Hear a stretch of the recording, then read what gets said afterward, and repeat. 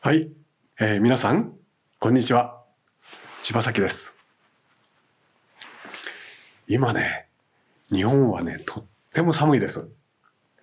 日本のね、北の方に行くと、もう雪がね、いっぱい降ってきて、もう2メートルとかね、3メートルもこう雪が積もるんですよ。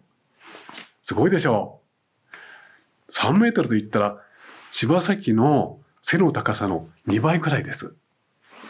そんな雪いっぱい降るんですけどね。でも、柴崎が住んでいるここは雪がもう少ししか降りません。でもやっぱり寒いね。もうすごく寒くてね、今大変です。そんな寒い柴崎の中で、実は心の中はね、今とっても暖かです。どうしてかっていうと、ついにね、ライブ配信ができます。ね。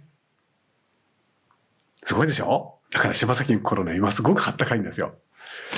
ね、ライブ配信、去年の12月に、ちょっとね、延期になりますよとお話ししましたけども、それがこの2月に、できることになりました。じゃあね、まず日にちをね、お知らせしますね。ライブ配信は2月の、12日13時に行います。もうね、今からちょっとね、ワクワク、ドキドキしてます。でもこれはやっぱり皆さんたちがこのモニターの向こうにね、集まってくれないとうまくいかないんですよね。きっとね、たくさんこの頃ね、皆さんもう熱烈なコメントをね、柴崎の YouTube に寄せてくれてるんですね。だからきっとたくさんの方がね、世界中の方が集まってくれると本当に期待してるんですけども、そのね、感謝の気持ちとして、柴崎も少し小さいプレゼントを考えています。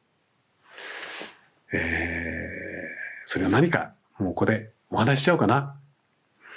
ライブ配信の時に、柴崎も絵を描きます。その絵ね、絵は1枚しかないんだけども、それを、ライブ配信でコメントを寄せてくれた方の中から抽選でプレゼントします。これだとあなたかな？ね、楽しみに待っててくださいね。もう柴崎も本当に楽しみに今までもずっと待ってたんですね。日本ではね、楽しみにして待つことをね、首を長くして待つって言うんですよ。この首ですね。それはこう、いつ会えるかなってね、そういうお客様、それをね、いつ来るかなと思ってドアを開けて、あれいつかないつかなってこうやって外を見てるときにだんだん首が長く伸びてしまう。ということで、首を長くして待つ。そんな言葉です。だから柴崎もね、皆さんたちとお会いできることを、ここ首を長くして待ってます。だからあなたも柴崎と同じようにね、首を長くして待っててくださいね。はい。では、その時ね、2月ですよ。皆さんとお会いできることを楽しみに、またその時ね、楽しくライブ配信をしたいと思います。はい。ということで、今日はね、ライブ配信についてのお知らせでした。それではまた